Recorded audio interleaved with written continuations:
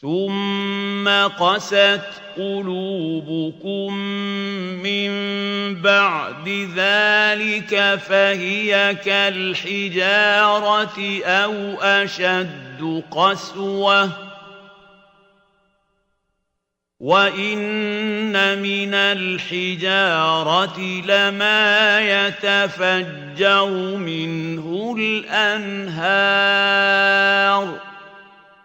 وإن منها لما يشقق فيخرج منه الماء وإن منها لما يهبط من خشية الله وما الله بغافل عما تعملون.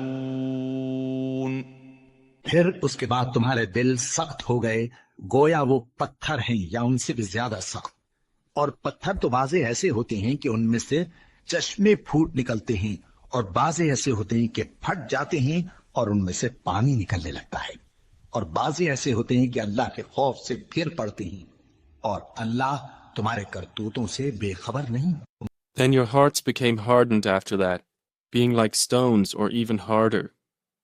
For indeed there are stones from which rivers burst forth, and there are some of them that split open and water comes out, and there are some of them that fall down for fear of Allah, and Allah is not unaware of what you do.